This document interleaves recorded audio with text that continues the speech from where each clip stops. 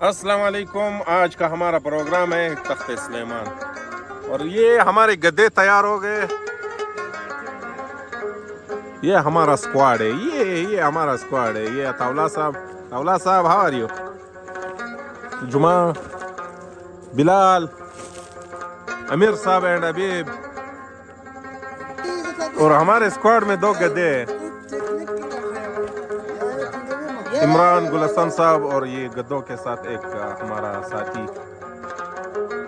हमारा सफर का आगाज हो चुका है। अताउल्ला साहब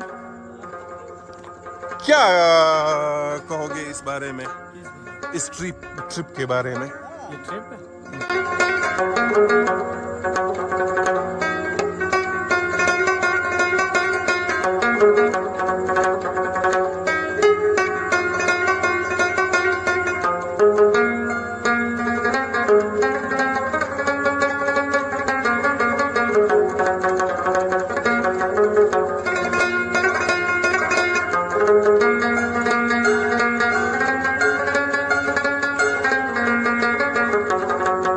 चलो सफर शुरू करते हैं।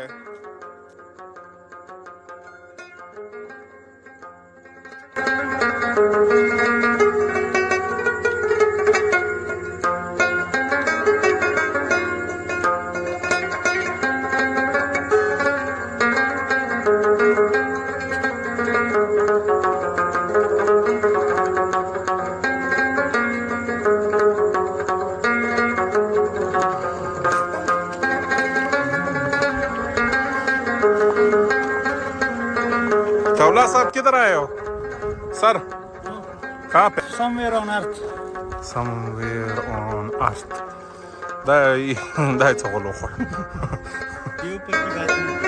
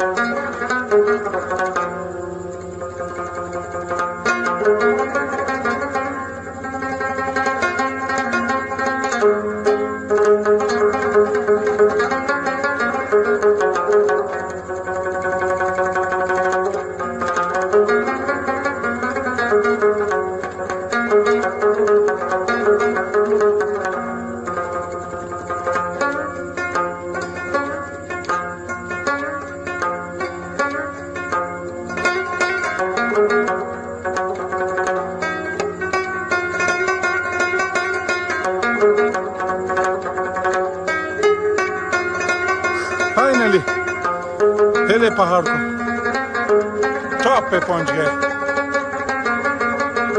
7 घंटों में।